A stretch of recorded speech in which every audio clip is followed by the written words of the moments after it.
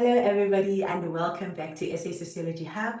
My name is Thandeka Sibanyoni and in today's video we will be diving into symbolic interactionism, one of the most fascinating sociological theories that explain how we interact, form identities and give meaning to the world around us. Symbolic interactionism is a micro-level sociological theory. So as I've mentioned, it focuses on an individual more than it does on society or societal structures. And it focuses on how individuals create meaning through social interactions. This theory was developed by George Herbert Mead and later expanded by thinkers like Herbert Blumer and Erving Goffman. Let's talk about George Herbert Mead. He's one of the main brains. He's the brains behind social interactionism. And he speaks about the self is social. He believed that our sense of self isn't something that we're born with. We're not, like, as I've mentioned, a child is born as a blank canvas. And so Mead is also arguing that we're not born with a sense of self, but it is something that we develop through interaction with others. He explained this using two key ideas, the I and the me, right? And so with the I, he says the I as in I am, right? He says I is the impulsive, creative side of you. It's who you naturally are. But then the me, it's a socialized side of you shaped by the rules, the expectations, and interactions. For example, if you are at work and you want to tell your boss how you don't like how things are working, right? Or you just don't tell, if you want to tell your boss that, man, your managing style is work, you're not going to say that, right? Instead, the I wants to tell it like it is. Instead, you'll politely say, thank you, boss, I'll handle it. Okay, I'll look at it. And that is the me. The I is who you really are and what you really want to do. Whereas the me is what is socially acceptable for me to do right now, me to do or me to say right now. And so having understood when we not only learn about society through our own eyes, but through interactions with others, we now get to be in a stage where Erving Goffman calls a performance. And so he has he put it so nicely and used Mead's ideas and gave them a dramatic twist, literally. And so Goffman believed that life is like a stage.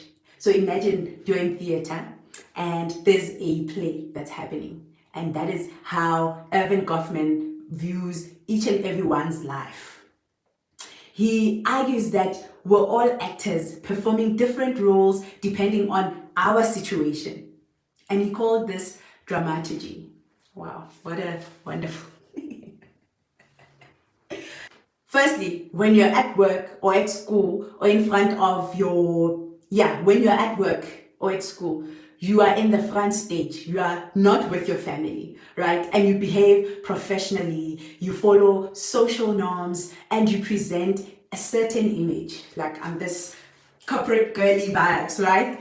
But when you're at home with your family and your immediate family, you are someone that is totally different from your corporate self. And in the same regard, you are alone. When you're alone, you are a totally different person again. And so this is the backstage that Erving Goffman speaks of.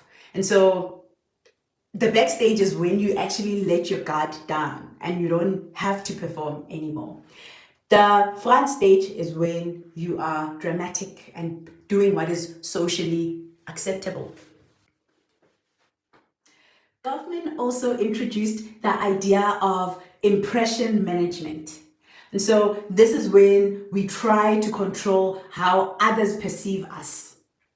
I always want to be perceived as this corporate girly, or this guy that has made it in life, that has money, But think about it. How different is your behavior when you're on social media compared to in real life? Are the pictures that you post and the videos that you post on social media a real depiction of your everyday life? That is Goffman's theory in action. Why does the theory of symbolic interactionism matter today?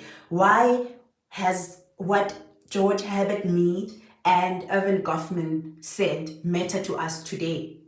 Firstly, symbolic interactionism as a theory helps us to understand social media and online identity today. For example, how we curate our online presence to fit a role, right? Like I've said, everyone wants to show their highlight reels on social media.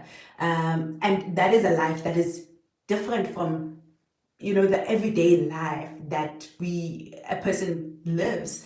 And sadly, many of us look at the social media and make it and want to compare that to our backstage. We look at the front stage and want to compare it to our backstage. And so I think it's important for us to be aware of when we are in the front stage and when we are in the backstage, right?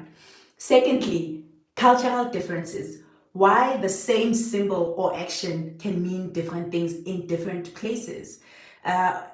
And one of the things that has exposed cultural differences today is social media. You can see how different people live, even in South Africa. Yes, we are in the same country, but we do things totally different.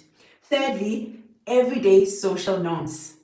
So we are able to better understand everyday social norms, how we unconsciously adjust our behavior based on who we're interacting with. So kahle kahle siyapretendana lana.